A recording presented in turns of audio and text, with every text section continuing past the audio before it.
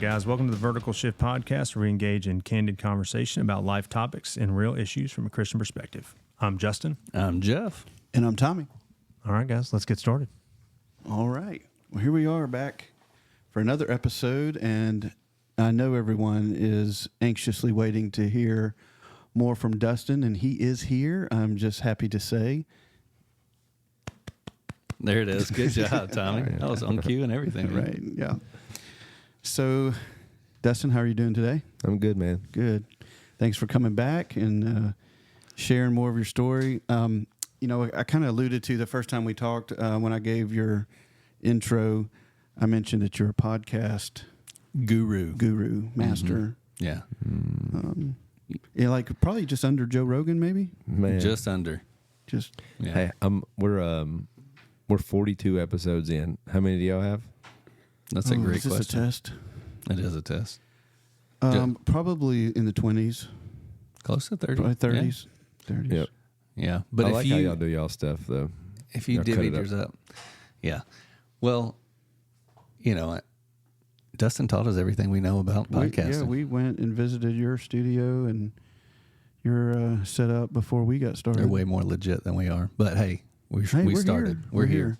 But anyway, the podcast is called On the Hunt. Yep. It's a cool name, by the way. And I do like to hunt. You like to hunt too, right? I do. That's why I Sure. named it. You know, Makes sense. You know, that's why I named it. It'd be that. weird if you didn't. Yeah. Yeah. Well, what else is weird is someone who grew up in Alabama that's never hunted before. I went once with my dad, and he said, never again. Yeah. I made too much noise. So yeah. I fish. So that's weird. I don't hunt. That's fun, too. Okay. Yeah, I love to fish. But I hunt. Well, you know, I hunt. If it was easy, they'd call it killing. Like I'm going killing. Yeah. But they won't call it that because it's not easy. Yep. You just say that to make yourself feel better when you come back empty. It's not about making myself feel better. It's just the honest truth. Like Yeah. it is not easy. Well, we know why you come back empty-handed. Well, All these mishaps you have with your compound not bow. mishaps. It's just There's things two. happen when you hunt. Recent.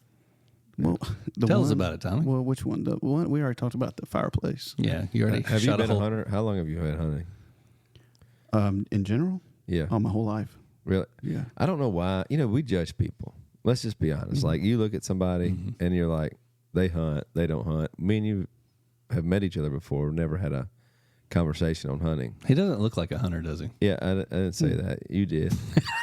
But you were thinking. But when I saw on Facebook that you had a bow in your hand one day, and you were like, I was like, dang, I didn't know that Tommy hunted. I need Tommy to talk loves to hunt. Yeah, that's awesome. Yeah, I've mostly duck hunted my whole life, Yeah. and I've been in for 20 plus years in the club, and we like in South Arkansas, flooded timber. Yeah, it's awesome. Yeah, It's been on fun. some dream hunts doing that. More recently, I've started deer hunting.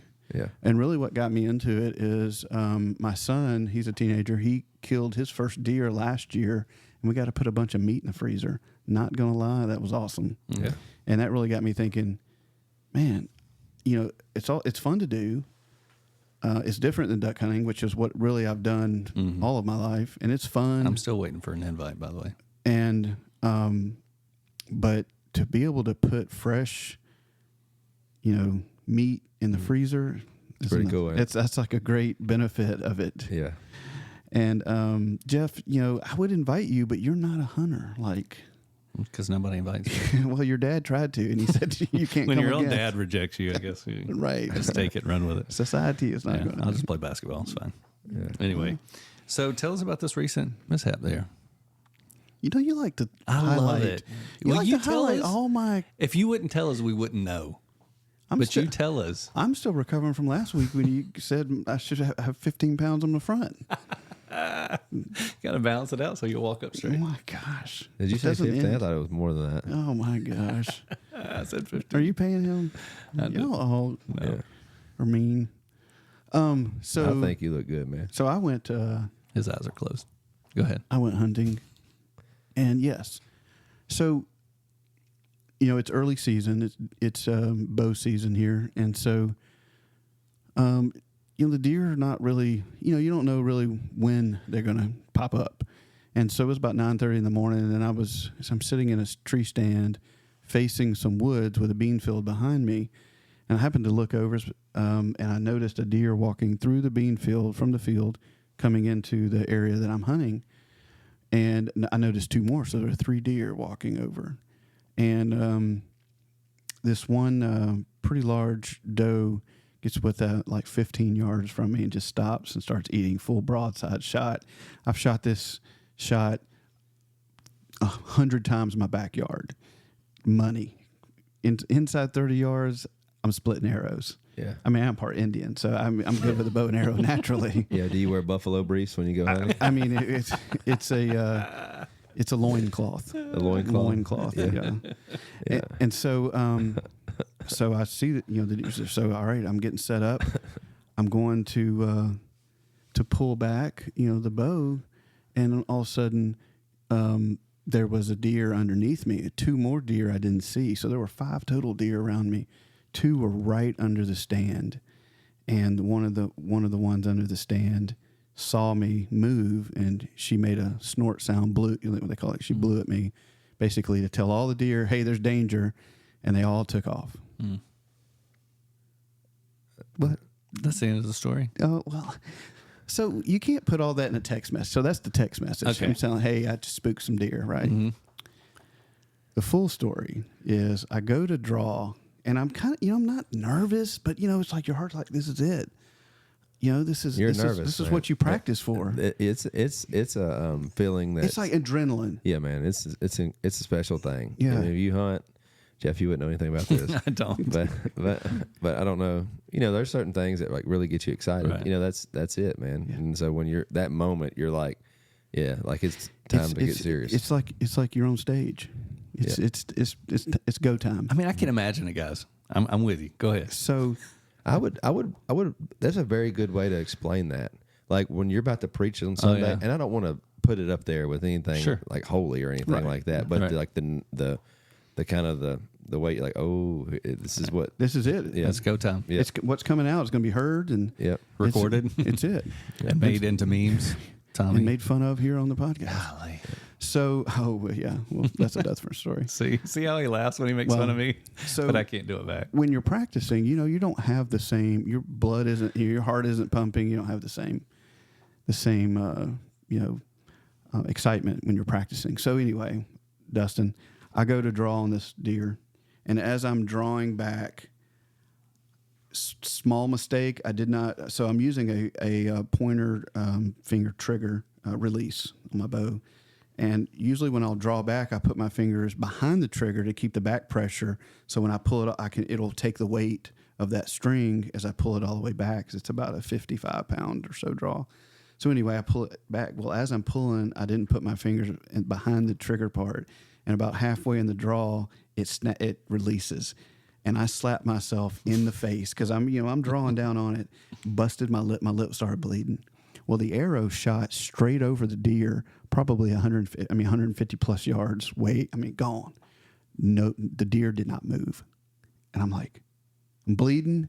I'm like probably breathing heavy, but I'm like, the deer didn't move. So I go to slowly grab another arrow out of the quiver. Was it a decoy? No, she was like eating, and I gotcha. but the bow was quiet, and that's about the sound, and that arrow just shot so far over her, like it was into the next field. And deer was like, I ain't got nothing. And so I go to get the next arrow and get it in the quiver, and that's when the deer. I didn't know there were 2 other deer underneath me that saw me, but yeah. So half draw, it's the trigger released. I slapped myself in the face, bleeding, and that was man. Maybe I shouldn't go hunting with you. I mean, you just shot a hole in your mantle in your house, and then you just slapped yourself in the face and shot an arrow that you don't even know where it went. You're not going to be sitting right next to me. I know, that's the dangerous part. Yeah. So the mantle story, you'll have to go back and listen to another podcast about that one. But I will. I had a different release, and it was a pressure release. And I didn't know it was a pressure release, and I was just testing the bow out in the house. And I thought it was a thumb release, and it wasn't. So you put a certain amount of pressure, it fires. And I had the bow fully extended. I was just pointing it over, thankfully, not like the window or something or a person. I wish it would have been the TV. That would have been great. It's like, wham! All of a sudden, it just went off. I was like, oh. My wife was just outside getting some groceries. She came back in, and I was like, she's like, what'd you do? Like, nothing? What are you talking about? Why'd you think I'd do something? So anyway, well, listen, let's get on. Let's get back to Dustin. Let's get back to your story because we left off with, your wife was really picking up a lot of the pieces there, and you had just remind me, you had just had your second DUI, and still, trying to work through that. You had gone to court, and yeah, all that went down. That was right after I got married. So we ended up, coming home. Remember from our honeymoon because I had to go to court. So I was planning on not going on a honeymoon, just going to do the time that I had to do because it was going to be 2 for 1, 15 days, 15 days or whatever. And so you would go to this to serve this time, and then it would all be gone. I was going to have this reckless driving thing on my record or whatever. And so I knew that I could still drive a CDL truck then. And so they didn't do that. They ended up suspending them. And you lost your job. Yep. You lost that good job. And I lost my CDL. You lost your CDL. Guess how long? I don't know. Guess when I can get them back? Is it like 2066? What? So my goodness. Hey, if the church ever gets a church bus, I'm like, look, you can't put me on the insurance on this thing. Can't get us Get another driver. I'm out of this. That's funny. Wow. So yeah. And then you started. So we you had a lost your child. Had a new job. Then all you that. started doing the plumbing. Yep. Right. So And I you were started making- working. Yeah. I started working for a company and just working with them, making a fraction of the money. And we just had a child, so my wife was having to pick me up and get me in the morning. Like I was there, obviously, but we'd get up and then have to get the baby up and my daughter, and then we would go to. Because she had to drive you, you had to take your whole family in the car. And stuff. Yeah, we couldn't leave my daughter at home, and she had to take me to work. She'd drop me off. She'd come pick me up, or my mother-in-law would come pick me up. This is like living the dream, man. so yeah, that was just a weird time, obviously, because I was just you get depressed and down on yourself, and so again, I think I shared this, but. I didn't turn to the right things, the right outlets. So obviously, I didn't go to the Lord. I didn't begin to obey Him. I just continued to live the same, rebellious lifestyle that I have been living. And, but I remember I was talking about tithing and how my wife just started saying that that's what we were going to do. We're going to start tithing. And so through that, over that period of time where I didn't have a driver's license, I ended up watching God really, really move in my life. And it was very difficult because I handled all things through any kind of, escape. It wasn't just alcohol, but it began to be other things as well. So all that stuff began to kind of grow. And so I was just doing whatever I could do just to kind of escape the turmoil of the life that I was living, this, just miserable. And I remember starting to see it weigh on my wife, really, really. It was beginning to get really difficult to her, and so we would have just constantly my broke promises and tell her I'd do this or fix this, just never really did. And again, she began to really follow the Lord, seek the Lord through all this, and she was ready to leave. She was gonna just obviously considering getting my daughter and leaving and leaving me and just letting me figure this thing out because I was just not getting it together, and it was getting worse, and she was trying to move forward, and now she was taking care of a daughter, and I was not the best dad or the best husband or the best example. So, she just, I could see it on her face, and we've all let people down before, and we know that disappointment, and so I could see that was just her life, and she told me that she watched her mom deal with that growing up, and she never wanted that for her life, and she found herself living in the same exact thing that her mom did. So it was one of them deals where she just was kind of at the end of it and didn't know what to do, and so she just began to cry out to God, and her decision was to stay. And instead of asking me to stop doing what I was doing, her job, her goal pretty much, she said, was just going to be to love me like the Lord. Was there someone specifically speaking into her life at that point at church or family that was saying, hey, fight for this? Or was that just something the Lord placed on her heart? Or yeah, I believe it was through her. When you don't you're young in your faith and you're like, the Lord just teaches you so much when you're praying and and not that everything's always accurate, because you're not that He's not teaching you something that's inaccurate. I'm just saying sometimes everything we see, we just believe everything, but like she was just spending time, a lot of time in prayer, a lot of time studying. I was looking at a picture the other day, like years ago, and it was a picture of her, just she was young, very young in her faith, and there was a picture of her just reading, and and it's before I was ever to teach her anything and able to ever be any kind of example, really, I think. And so it was one of them deals where she was just kind of studying. She just studied and read and prayed, and I don't remember at that time where anybody was like discipling her or anything of that nature. She just knew that she didn't want a divorce, even though she really did, but she didn't know she didn't want it to end that way. She didn't want to fall into that like so many people do. And so she just she told me that she took her hand off of me, in a sense of she just began to say, I'm done trying to fix him. I'm just trusting God that you'll do something. Yeah. And so, man, I ended up getting my driver's license back. And the same week that happened, there was a van that came available at this job that I was working. And so I was like, they immediately gave me the keys, and it's like, hey, you got your driver's license back now? I was like, yeah. Like, well, here's these keys. Go. We know you've learned enough to be able to start doing this, so go make some money. And so I remember, like, my boss telling me, just go get it and see if you can't make some money. And I was like, oh, then I can talk to people. I got this, Right. And so it was sales / plumbing, and you're doing both. And so I began to do that. And I remember getting them the keys that day. I remember where I was at when I called her. I'm like, hey, look, how crazy is this? I just got these driver's license back, and the same week this opening comes up, and I got a raise that was double what I was, making. Yeah. Now, probably more than that. Obviously you get raises over time, but I got to where I was in that moment was making what I was more than I was making before I got in, all the trouble. Right. So I was like, we're back where we need to be. Right. And so, man, I began to start to like somewhat like conversate with God. It wasn't in no means repentance. It was just like I started to realize His hand, and I was like, how in the world does this happen? Right.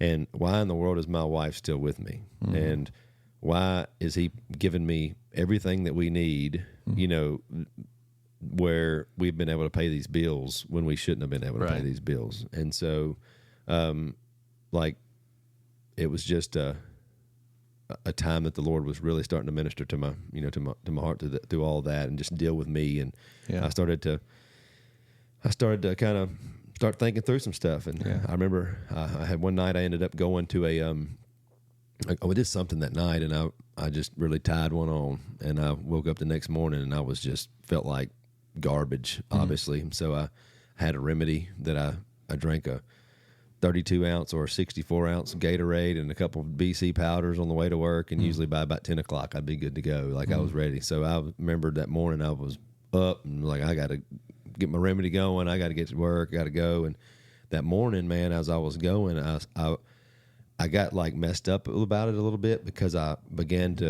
just thought about how God just allowed, I knew it was God, just allowed all this to kind of take place, and how He's provided for me, and all this stuff has gone on, and how I was just kind of, again, kind of turning my back on what He was doing for my family. Right. And I knew it, and I knew she was tired. Again, it wasn't like she wasn't not tired anymore. Right. Because I was still doing the same thing. So, Yeah. man, I went to work that day, worked, and then my cousin called me, and ended up through that time he called me and asked me to if I would come over his house that night to help him with some plumbing stuff. And so I was like, yeah, man, I'll swing by there, no problem. So I drove by his house that night, and I didn't know, but the Lord done saved him. So he used to be just like me. Used to act like I acted, and was kind of little wild, and so we used to always have a bunch of crazy conversations and talk crazy with each other for a long time. So I ended up meeting with him that night, fix some plumbing stuff for him, and then that I was telling him I done got in some trouble with the law again with some game wardens and stuff, and so I was telling him about all of that. And as I did so, I ended up just watching him as a reaction, and he wasn't really he wasn't laughing at anything I was saying. I was talking to him about all these things. He wasn't laughing about any of it. And then he ended up saying that he was, he said, man, I'm glad I don't have to deal with that anymore. I was like, what do you mean? And he told me what's happened in his life. He's like, man, I have, the Lord recently, saved me and changed my life. And he started sharing the gospel with me.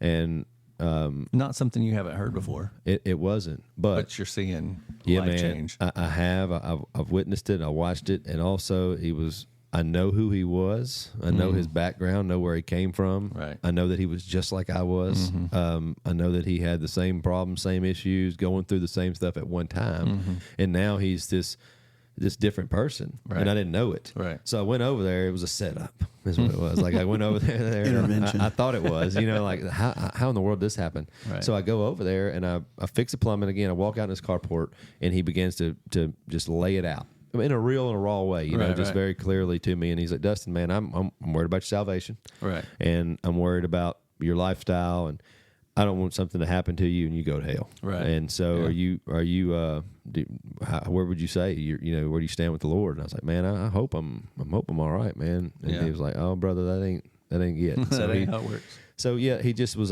he clearly shared the gospel with me, and he asked me to go on like a spiritual retreat thing that people do out here and have done over the years. And so that's where he went, and when he got saved on it, it was just a 72-hour deal. And I went home. I told him I'd go, and I went home and told my wife. I was like, "Hey, my cousin called. Went over there and told him what happened, and she already knew all about the actual thing, the retreat, because they've been talking about it. And again, it wasn't a setup, but it just all worked out like that. And I said, I told them that I'm going to go on this thing. I need to do it. And she said, okay, and she said in that moment, she knew, in that moment, this is what God kind of intervening and fixing to do something in her life. She began to pray. And then during that time, I was dealing with myself again. So kind of was trying to push that away. Didn't want to do that. And I already said I would go. So I want to be a man of my word. Sure. But I really started to what have I signed up for? Yeah, I was kind of trying to back out, and I remember I binge drank that whole week before leading up to it, and just trying to I just knew I was fixing to have to deal with myself. So they take your phone, they take your watch, they take all that. You just go with a group of guys on a 72-hour spiritual retreat, and then you hear 15 stories based upon Scripture, being the body of Christ, and all different kind of things. But people tie their stories into it. And so, and one of the things that they're big on is just preaching on grace and talking about grace. And so anyway, I went on this thing, and the night I got there, they make you be silent, so you can't talk to anybody. So I was like, this is kind of odd, but they want you to kind of self-reflect. Right. And so that's the hardest thing for people to do. Yeah. So I sat still, man, and I prayed. I think really prayed for the first time, in a long time. And I just remember saying, this is my prayer. You got 72 hours. I'm going to devote 72 hours. You're going to have my full attention. If you can do something in 72 hours, I'll live for you forever.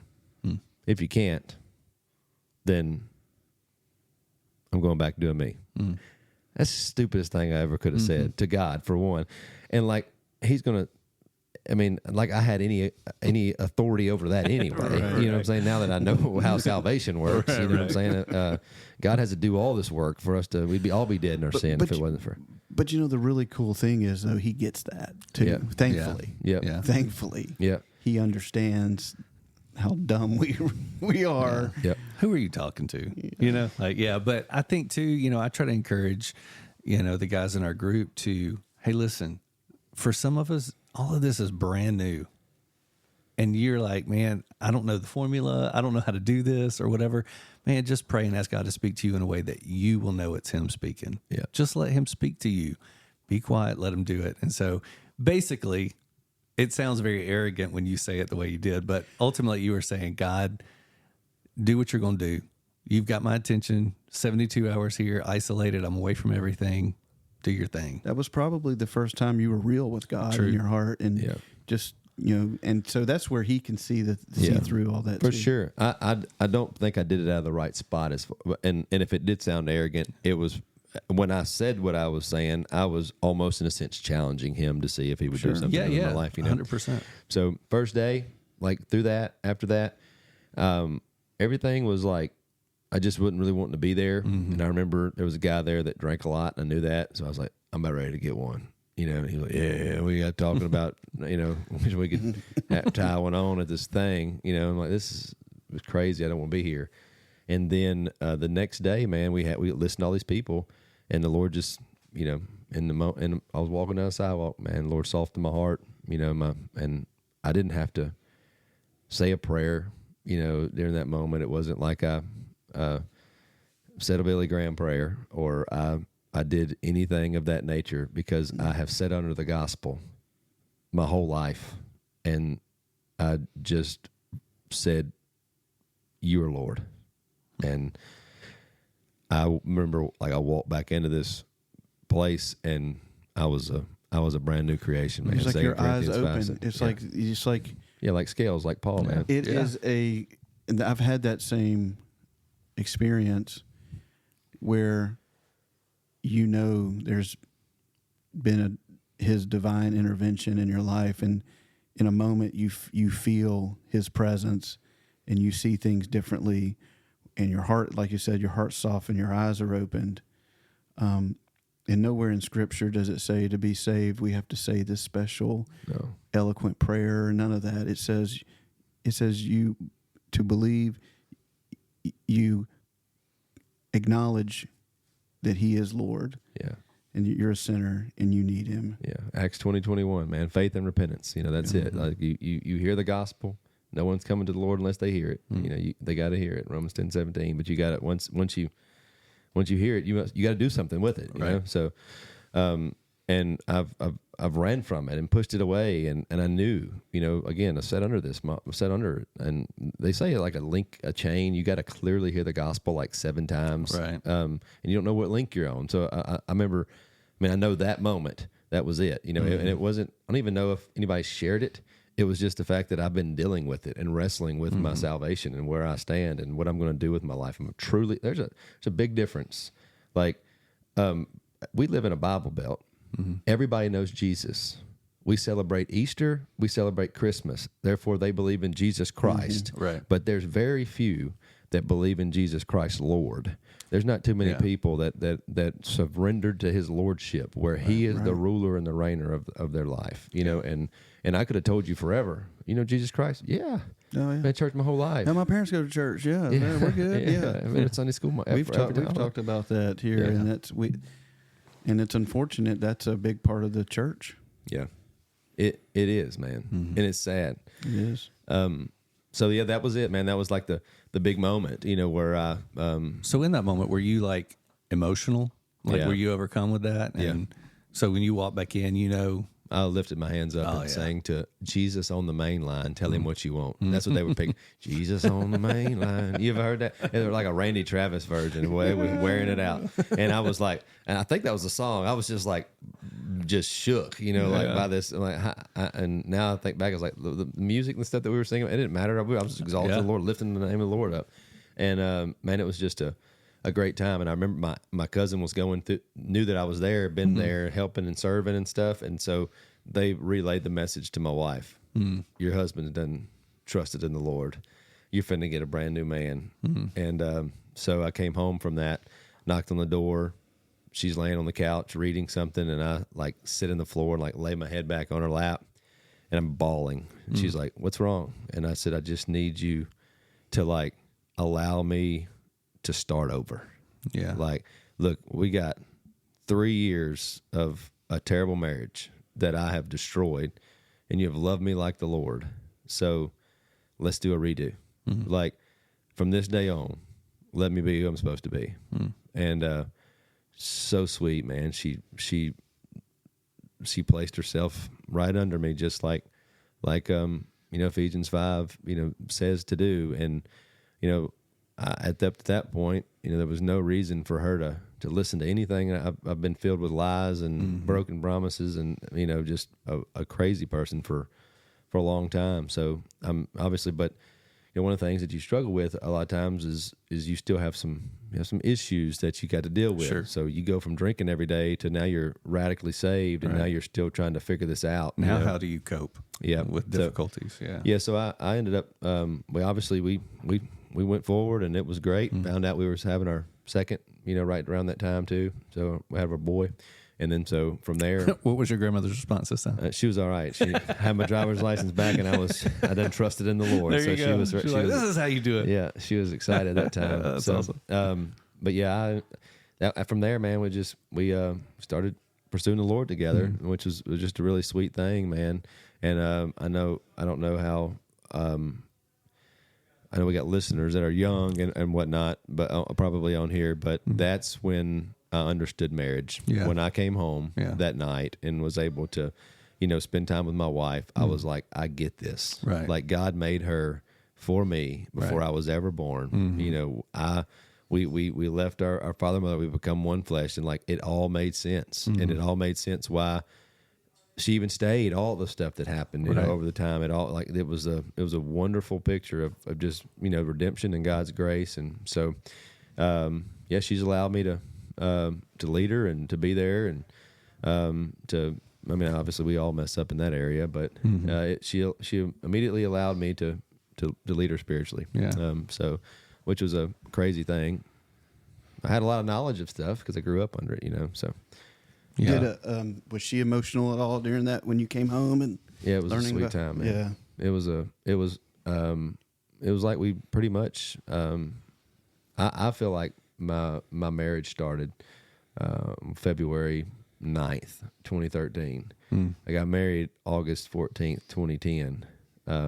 But it was in that moment where I was able to understand what this marriage covenant was and what it meant to be one and what it meant to be the leader of my home. And I mean, obviously I didn't understand it all. I still have a lot I'm still trying to figure out as far as doing it well. But yeah, man, it was a very emotional time for both of us.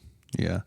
And I think that's one of the things that, if I can encourage you guys listening is, if your spouse is struggling, I remember specifically on the mission field, my wife was struggling. We had just had our third child and all alone, no family, postpartum stuff going on. And my wife is very outgoing and she's closing the blinds. She wasn't leaving the house. And I was like, man, what have I done to my wife? What have I done to my kids? And just thinking through all those things, and I was trying to fix everything. And God's like, are you done? Can you get out of the way?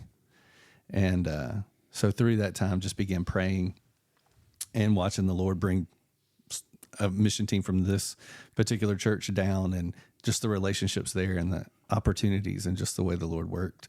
And so that was me learning how to get out of the way. And so many times we try to fix because it matters so much to us. Like, you're affecting my whole life.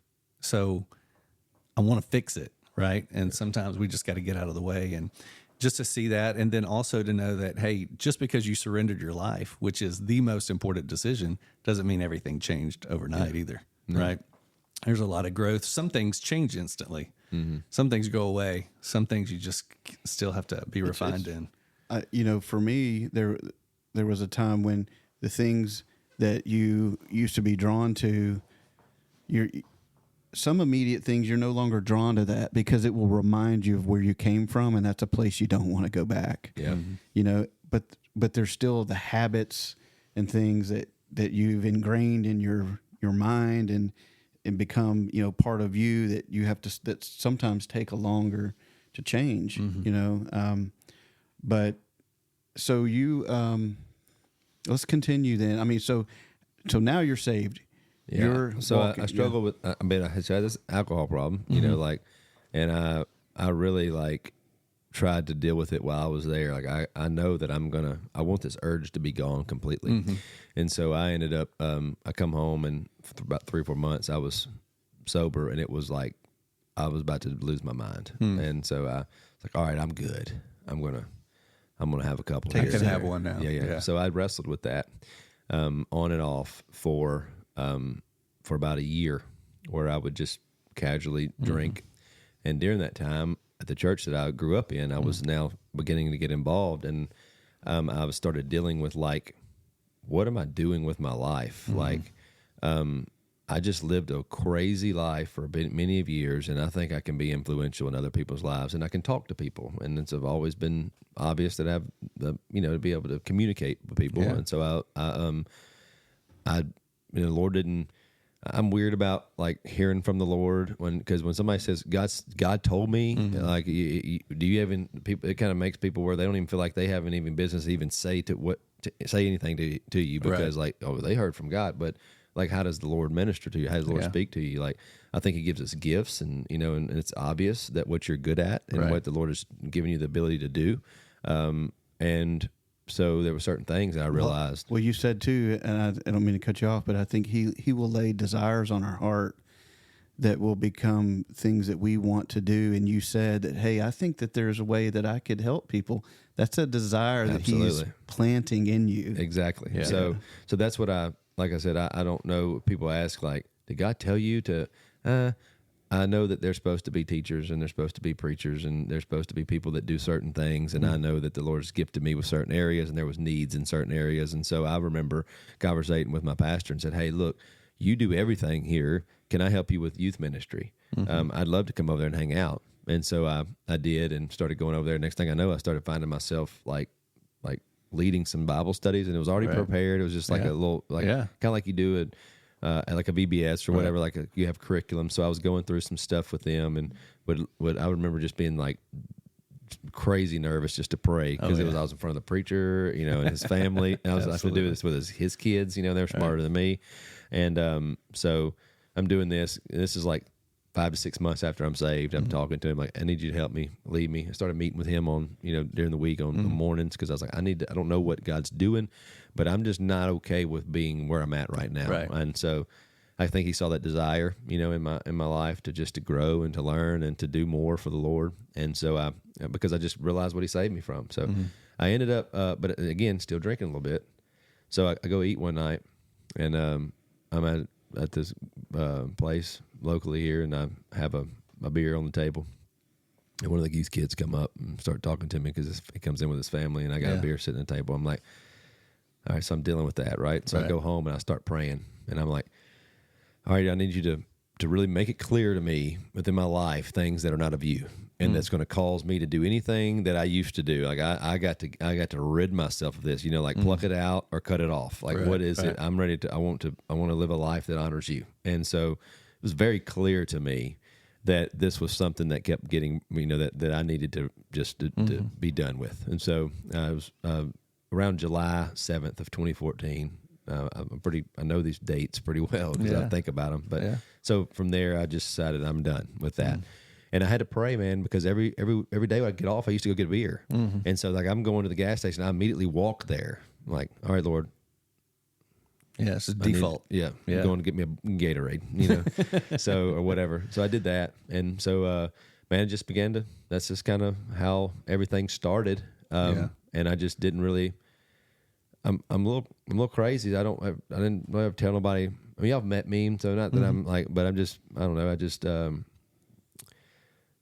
just am okay with doing whatever it was for the Lord at that time. Like I was not really. Like, okay, like I'm good with it. I'm not scared to do that. I'm fine. So like, I've kind of always reverted back to kind of what He's done for me. Like if I get an opportunity, I'm finna do it. So I kept getting opportunities. And so it was like, people would ask me to speak places, like do stuff, share your testimony here, share your testimony here. Like, yeah, sure. And next thing you know, I started beginning to do it more and more and more to where I began to sit with people and teach and stuff like that. And ended up leaving that church that I grew up in, and because I went and watched a family get baptized at a church. And when I did, my wife and I were like, like we could really be this could be where I think our family could be. I grew up there. It was my family. So we ended up going to another church. And as I went there, they lost their youth pastor. And so he was like, hey, come over to my house one night. He's like, I know you've been going here for a little while, and I know you have this desire to, and so would you help us or whatever? So I started going and helping out. And before I knew it, I was, teaching on some Wednesday nights. And then they didn't have a guy really at the time. So he asked me if would you be willing, you and your wife, to kind of head up our youth ministry? And so it's like, yeah, sure. That'd be awesome. Yeah. It's kind of what I'm supposed to be doing. Yeah. And so I was working full time, plumbing and wide open there. And then I was doing that. And so I just was doing everything I could to minister to the kids. And so I was bivocational, for doing that pretty much nonstop for like 4 years. That was my heart. I love it. Yeah.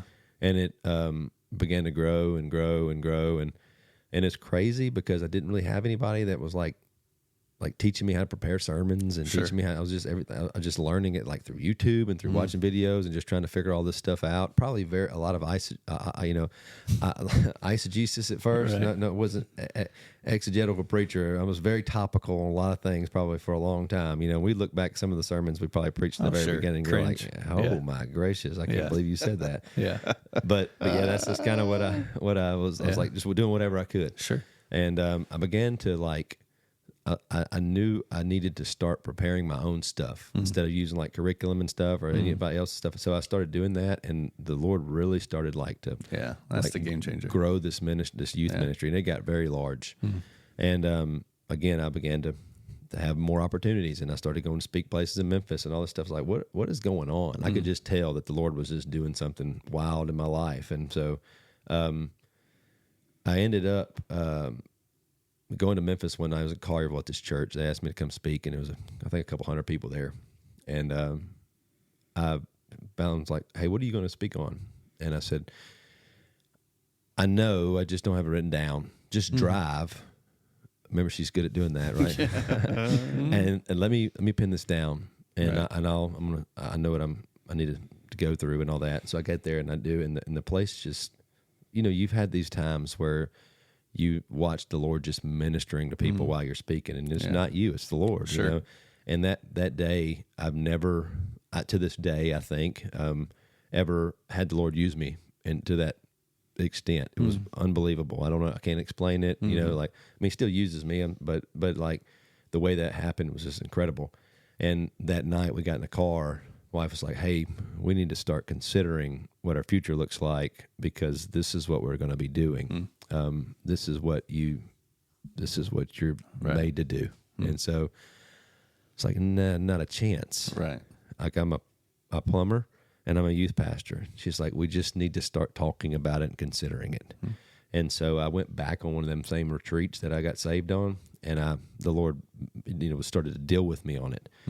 I went there. Thought I was going to be in like a leadership position, but I ended up just kind of just like sitting, like being like a silent guy, kind of being real quiet through some of that stuff, and just being able to kind of help navigate stuff. And the Lord just used other people. I was there for my, for the Lord to deal with me. Right. And I remember talking to a guy who was a pastor there. I said, hey, I need to start meeting with you, because I got to make some big decisions going forward, and I don't know what this looks like. Right. And so again, nobody's taught me how to write a sermon. Yeah. Nobody's taught me how to do any of this stuff. I've just been like winging it, and the Lord's just been faithful. So, and it's crazy because that's like my life. Like, I've just like, whatever, God, I'm good to do these things, but you're going to have to help me, right? Because I don't, like, my mom told me the other day, she found one of my old report cards when I was in freshman year. I had 2 C's, 2 D's. No, a C, 2 D's, and 2 F's. She's like, your reading comprehension when you were younger was just like ridiculous. Like, you didn't understand nothing that you read. Right. Like, I know, I James 1:5, like, tells us we can ask for wisdom, He'll give it to us. Like, so, like, but the Lord just helped me, so for all these years, and He still is. So, that's kind of how all that went down, So I met with a guy, told him, this pastor, said, hey man, this is what I'm dealing with.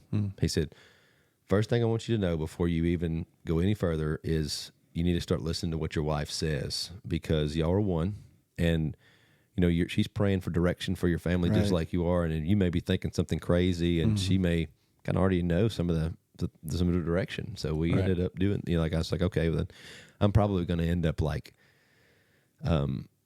pastoring a church somewhere or something. I don't know what that looks like. And he said, well, you need to start putting some pen to paper, and you need to start figuring out what the direction of a church would look like. And if you were to plant a church one day, and then by this time I'd made so many connections, know so many people, I started talking to people like, hey, friends of mine, like, hey, I don't want you to leave your church or whatever, but I may plant a church. And if I do, then would you be willing to come alongside me and help me for a little while? And so that's what ended up kind of how it all, went down. I got licensed and ordained through the church that I was at and did all that stuff, and then was still, full-time working. And so at this point, sorry, I just want to stop. At this point, you're still working for someone else? Yeah, okay. Full-time. Right. Yep.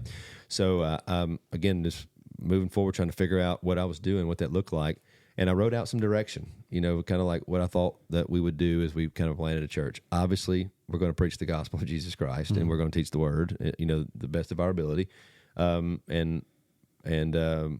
was, I kind of wrote out this kind of thought process of what that would look like. I don't know how to do media stuff. I don't know about, anything, right? I just knew that the Lord was kind of directing us to do some things. And I think that this is what I'm going to be doing. And so maybe I'm supposed to plant a church. I don't know. I'm just going to write some stuff out. Right.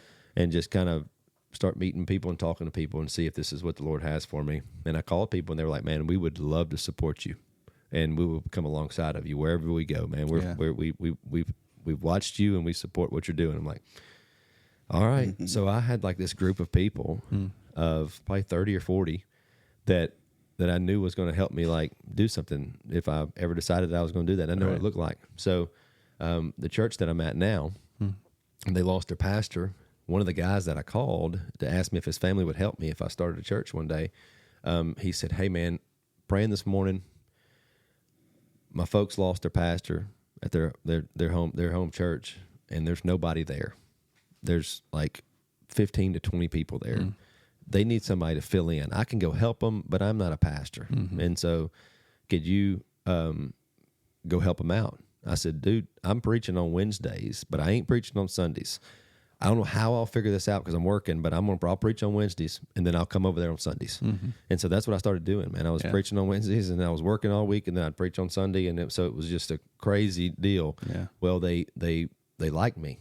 And so all these people, I like this church has been through turmoil, man, like for a long time where I was at. And they just, I was told don't go there because a lot of people leave that church like pastors do. And when I was there, all I felt like was this overwhelming desire to be with these people. And my wife and I were just brokenhearted about the people there, that they just needed somebody to love on them and to help them. And so they asked me to come over there and to like, hey, we got a position. And it's like, no, I'm going to plant a church. And they said, well, come just meet with the pastor search committee. Like, okay, I went. So I'll go. So I came and met with them that day.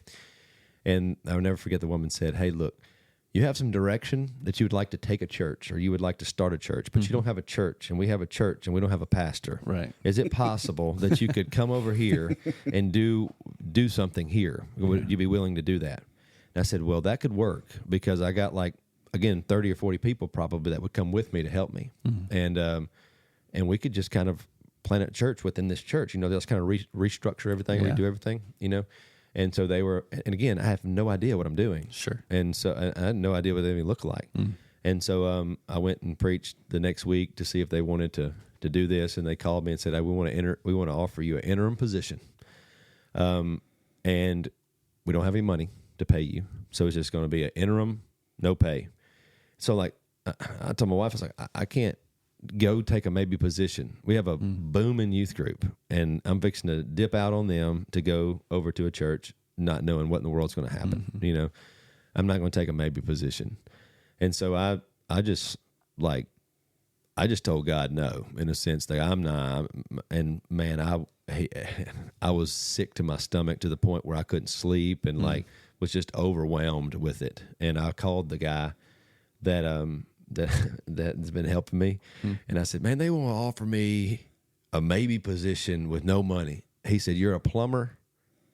You think Bellevue or whatever church, maybe these big church, one of these monstrous churches are going to hire you? Like, well, who do you think you, like, who do you think you are? Right. Like, take the position. Don't tell nobody no, because you're always going to be a youth pastor up under somebody and you know the Lord has that something else for you. Mm-hmm. So go to the church and do the job, you know? And so I was like, yeah, I'm not anybody really. I need to do that, you know? So I just had a conversation with my wife and said, like, let's do it. We had a date night one night. We went in the parking lot, sat up there and prayed and just cried together. And we left there. We knew that's where we were supposed to be. So we ended up with that. I had to let the church know that I was leaving, but also there was no possible way that I was going to be owned by a company, because I need to do what the Lord wants me to do. And so I need to not work for somebody. I need to be able to, and this time I've got, you know, a lot of years of plumbing under me, right. Enough to be able to know enough to start a little business. And so I was just going to run out of my truck, you know, do part-time that and then part-time church, but ended up being full-time and full-time. And so I went over there, man. The first week it was like almost 300 people at church. I'm like, how'd it go from 15? I brought 40.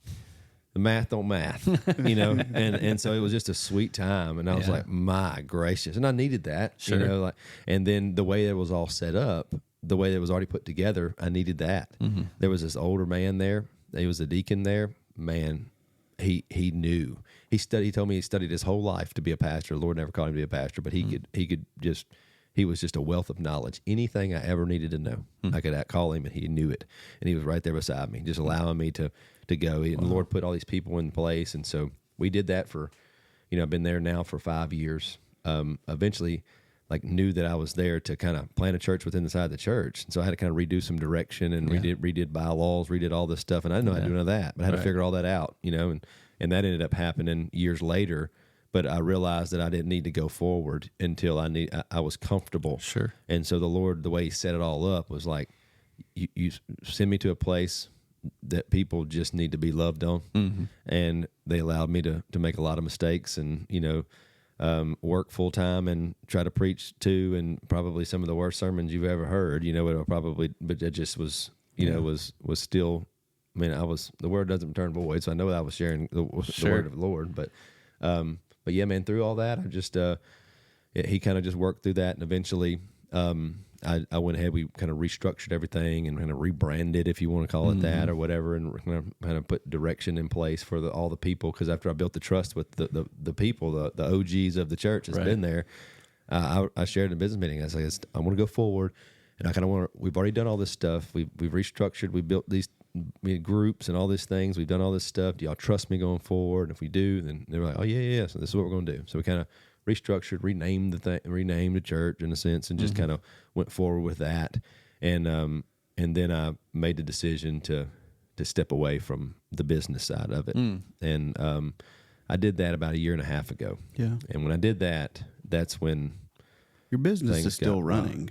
Yeah, it does. You're just out of the day to day. Yeah, I have a young guy. He's late 20s, but he has been my Timothy.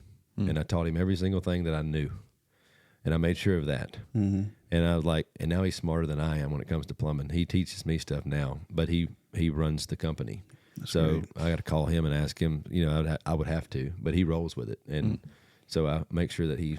So let me ask you this: you ever you'll run across people that don't know your story, they don't know your backstory, nothing, and perhaps they're coming to talk to you and they're like, hey, I don't feel qualified to do this. I mean, do you just laugh and let me tell you a story? Yeah, it's funny, isn't it, man? It's just just a great picture, man, of like, and I think the Lord has to use people like that, man, because He doesn't. I mean, it's people that think they're somebody trying to do that, man. You know, I know where I was at when the Lord saved me. Yeah, and to be honest with you, based upon what we know in Scripture in Romans, it tells us that no one seeks after God, no, not one.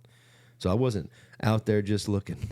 Yeah, you know, the Lord sought me and he saved me, you know, and so I understand this miracle work of salvation that's took place in my life. And so with that, you know, it some people you know, they have an option of what they do with that. Some people don't understand it, and I can't understand the ones that don't understand it. I'm just grateful that the Lord has given me the ability to get it, you know. Yeah. Well, I think time and time again, though, too, our enemy will use self-doubt to try and keep us from fulfilling what the Lord has in our life. Well, I think too, you know, Dustin, the thing that is super attractive to you as a leader is you're authentic. Like that you are who you are. You're going to speak. Yeah. You're going to talk about past. Hey, listen, I'm not perfect. These are the things I did. This is what the Lord's done, right? Like, and there's something that just breaks down walls of, thinking you have to be a certain way or all these different things for the Lord to use you. And it's just simply making yourself available and being obedient and watching what he does. And man, for those out there listening that might be in a situation, whether it's alcohol or some other vice that the enemy has used as a coping mechanism that you keep running to and you feel stuck, like quiet the noise and just go to the Lord. Because I know I've been in that place, and I know many have, that you kind of look at things and you go, is this really what the rest of my life's going to be like? Yeah. Like, I'm just going to keep repeating this cycle and hating myself and getting worse. Like, that's no way to live. Yeah. So where do we go? What do we do? And, just pushing all those things aside, saying, I don't care what anybody else says about me or how they try to justify things in their life. I know what I need to do, and I'm going to surround myself with people that are going to pour in me and invest in me wisely. And I'm all in. And today is the day. Like today is the, not tomorrow, not later, not when I fix this or fix that. Right. It's nothing about that. Yeah. You want peace. You want, to have this freedom from regrets and hiding stuff. Then today's the day. Yeah. I mean, and we stress that a lot on this show. We talk about the peace and the freedom that comes with following the Lord, where the world will tell you, or we'll convince ourselves that, oh, well, I'm going to miss out on too much if I fully surrender to the Lord. I'm going to be, I'm never going to have any fun. Look, or to your point, your story, it's been 4 months. I can have one. Yeah. Like whatever that is, man, the enemy is so crafty at like just reeling you right back in. And so just looking at all those things. But man, I can't speak more highly of you, man. I'm super proud of you. Thank you for sharing your story with us. Thank you for leading your church, man, shepherding with such a tender heart, sensitive to your people, man. You love them, and it's apparent. That's why they're there. And man, I can't express enough, like, man, keep doing what you're doing. It's awesome. Amen. Thanks. Hey, tell us a little bit before we go. Tell us about your podcast. A little more on the hunt. Yeah. So I have this, and this is as quick as I can, but I want to honor the Lord, obviously, in every area of my life. And so I've always used hunting and fishing as an escape, to be honest, where I just kind of get away from everybody. All right, I'm can to cane in every area of my life. I'm wide open. Yes, I'm, pastor of church and doing a lot of stuff and studying and meeting and going here. And I always I need a day. I need to go. I need to hunt. I need to fish or whatever. And I had to deal with that to the point where it was like, am I using this for the right thing? Like, what am I trying to escape? And so what I've noticed is every time I would still go somewhere, I would bring people with me that was like, that I needed to minister to. Right. You know what I mean? Yeah. And so I'd go fishing with somebody that needed to come to know the Lord or needed to talk or whatever it may be. And so all of my kind of outlets to kind of escape, it never was at any time. I just realized you don't get any rest. I mean, let's just be honest. Yeah.